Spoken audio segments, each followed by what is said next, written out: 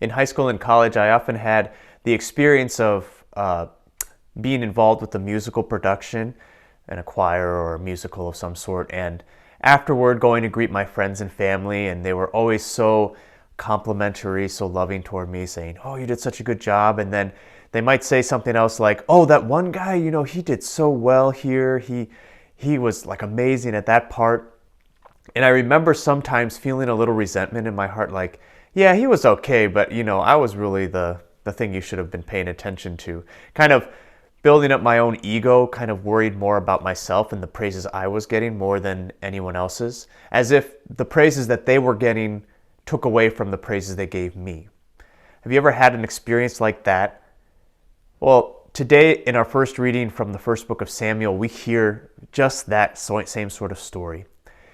Saul and David are returning to the city, and the women, it says, are singing songs, and they're saying that Saul has actually Saul has slain thousands, and David tens of thousands.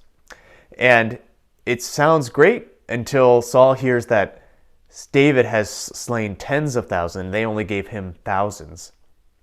It's so easy for resentment to creep into his heart. It says that from that day on, he was jealous of David. He said, all that remains now for him is the kingship. Even though Saul is king, he is resentful of David.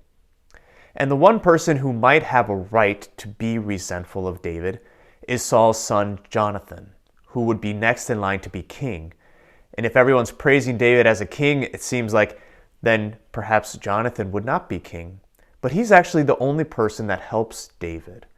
He's the one who goes to David and tells him that my father is planning to kill you. He is so resentful of you and the praises that you're getting that he wants you dead. And so he helps David by telling him to hide.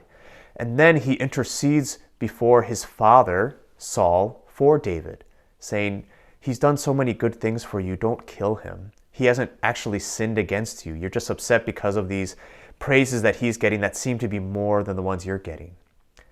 A good reminder for us today that we easily can get resentful and feel like there's a scarcity of praises being thrown around in our lives. And really, that the most important praise for us is not from any person. Actually, we should, whenever we get praise in our lives, we should always remember to, in our hearts, to say, Lord, thank you, and this is for you, this is your doing. Because all the glory belongs to God alone. And that we never work for the praises of human beings in our lives, but only for the praise of God. That we're not working for a well done from this person or that person, but the great well done in the end when we reach heaven, when the Lord will be able to say to us, well done, my good and faithful servant. So today let's ask for that humility of heart, that we might not seek our own praises from other people, but only seek the praise and glory of God.